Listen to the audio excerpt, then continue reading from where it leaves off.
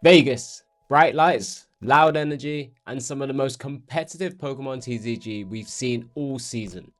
This was the event everyone had circled on their calendar. The long-awaited return to the North American circuit weeks after Milwaukee. Players had time to cook, time to innovate, time to break the format wide open. And wow, they really did. This is your Pokemon TCG Las Vegas Regionals recap, and trust me, Sin City delivered. Prior to Vegas, it was Gholdengo that had set the tone in a massive way. The Phase 1 had looked very familiar to what we had seen before. Dragapult, Gardevoir, Gholdengo, Charizard, Cerulege, and Grimmsnarl were all present. All the usual suspects were essentially there. But then Phase 2 flipped the script. Gholdengo EX had exploded to the #1 spot, with players realizing just how absurd coin bonus consistency really is, including its new inclusions of Solrock Lunatone. But in the end, after an incredible run, the final saw Emma Hagen's Flareon EX taking on Daniel Magda's Gholdengo. There was a type advantage in the final, but it still produced a nail-biting 3-game series. But when Emma bricked in Game 3, Daniel capitalized with perfect sequencing, and Gholdengo EX made it rain all the way to the trophy, giving Daniel his first ever Masters title. And this was it, Las Vegas. This tournament was massive.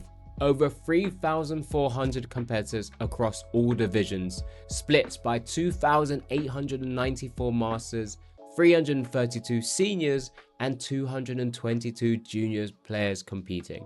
This was one of the largest regionals, if not the largest regional ever in the TPCI regions.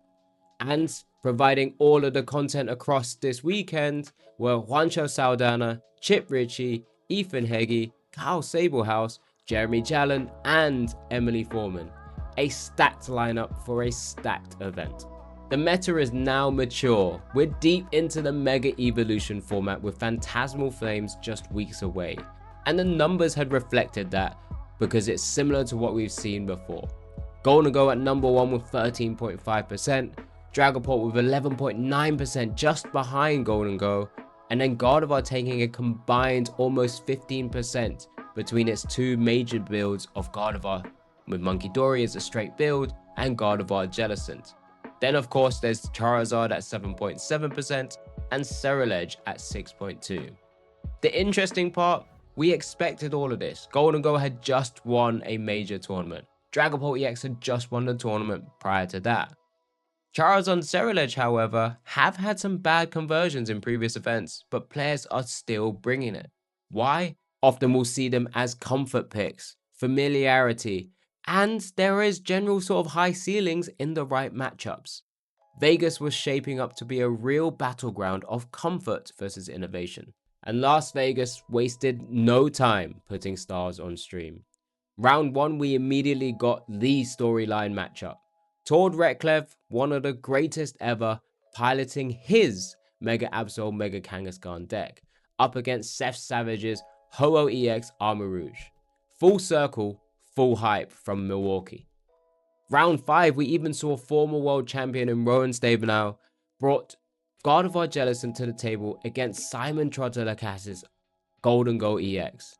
A real clash of very different archetypes. And that's just scratching the surface. In Phase 1, there were plenty more insane matches that you can find linked in the description below. 521 players have made it into Phase 2 of competition, an astronomical amount. But at the top of the meta, it looked once again very familiar. The top 3 tended to be very unchanged. Gholdengo EX was once there in #1, Dragapult Dusknoir, and Gardevoir Jellicent was the one who rose above its non-jelly counterpart. These 3 decks currently represent the holy trinity of this format.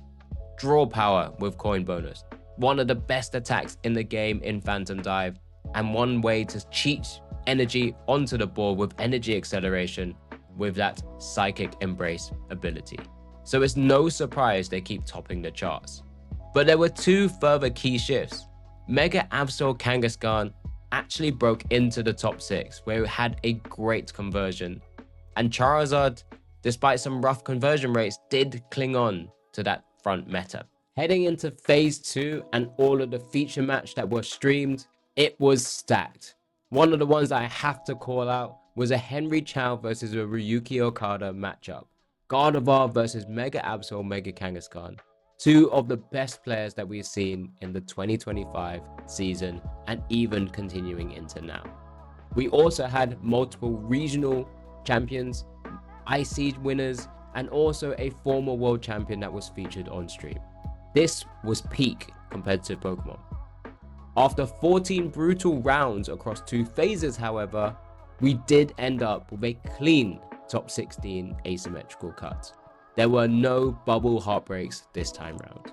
And just check out this spread, not just by the players, but also the decks that were being piloted.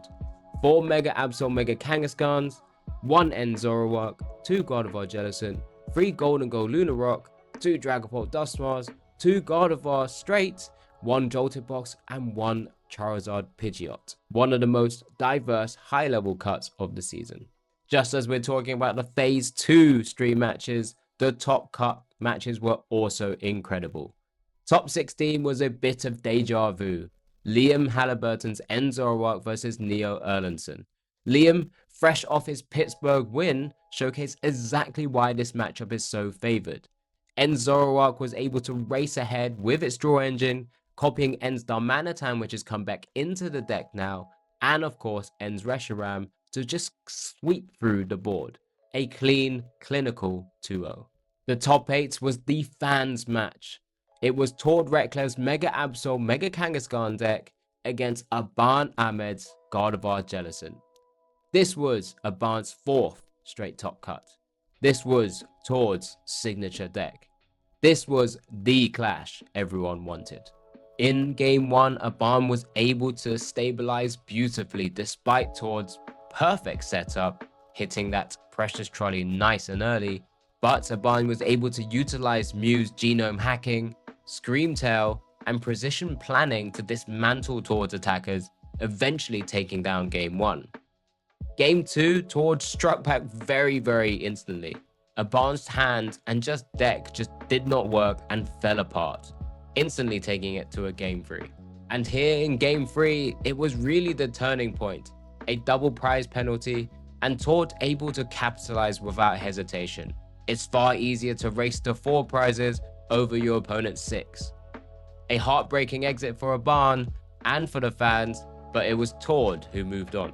Heading into top 4, and it was Tord who did not have to move very far at all. He was up against Ryuki Okada in a Mega Absol Mega Kangaskhan mirror, a matchup which can become so grindy that at points it looked like the anime's Metapod versus Metapod battle. Game 1, Ryuki took the first prize, but it was Tord who in a decisive moment was able to take and strike first into Ryuki's Absol, essentially putting him ahead despite being down a prize, but at that point can control much of what the board state was going to be, and he ended up taking a pretty long game 1. Game 2, there were back and forth knockouts until Ryuki required a 3 heads in a row on rapid fire combo, but despite the wishful thinking, it was an immediate tails, and where Tord can close out with terminal period for a massive 3 prize turn. And just to highlight just how stacked this top cut was, the other side of the bracket was Liam Halliburton's End Zoroark defeating Henry Chow's Gardevoir Jellicent, setting up an iconic final. Tord Reklev versus Liam Halliburton. It was Mega Absol Mega Kangaskhan versus End Zoroark. Heading into this final, Tord had one game plan he was looking to execute throughout this series, leaning onto the tech cards he had added specifically to beat Gholdengo EX, but also just happens to crush End Zoroark EX as well. Cornerstone Ogerpon EX. And in game 1, he led Cornerstone Ogerpon EX, instantly creating a very awkward scenario for Liam, who had tried to pivot into Blood Moon Ursaluna EX, utilizing Rocket's Watchtower where possible, but required the 5 energies then to be able to attack. and thus it was not easy enough to get there, and Tord had overwhelmed him. Game 2 was somewhat of a masterpiece from Liam. Early doors, he was looking to utilize that Blood Moon Ursaluna EX once again, getting energies attached, getting Power Glass attached, but midway through he realized Watchtower was actually prized and this game plan was not going to work, so had to pivot mid-game. That mid-game pivot, having to utilize Ends Darmanitan to actually start attacking with. But to begin with, just start flinging some damage over with the poison ticks that are happening from your dark Pokemon with Monkey Dory before finally taking down a big cornerstone Ogerpon EX with Ends Darmanitan and actually clutching a Watchtower from the prizes. This was a true play to your 5-10% moments. All that effort took so much time in game 2, where game 3 time was eventually called. Tord then only needed to be the aggressor, and with a bit of showmanship, he was looking and found the boss's orders, and with it found the title. Tord Reklev became your Las Vegas regional champion, one of the greatest to ever do it, proving it yet again. Of course, alongside the Masters, there are also the seniors and junior divisions battling it out as well. It was Nathan who took it down in the senior division with Dragapult Charizard, defeating Gardevoir Jellicent in the finals. And in the junior division, Alessandro winning with Joltik Box, beating the deck that had won the Masters division in the final. The future of the game here, very bright. All eyes now turn to São Paulo, Brazil for LAIC, the first international championships of the season and the last event of the Mega Evolution format. Players will have very little time to adapt. This will be the final definitive test before the new Phantasmal Flames comes into play. And trust me, it's going to be one to watch. And that wraps up the Las Vegas Regional Championships recap. What a weekend! Stacked matches, stacked players, huge storylines, and Tord once again taking yet another crown. If you enjoyed the video, please drop a like, subscribe, and tell me in the comments who's winning LAIC. More recaps and more Pokemon content on the way soon. See you later.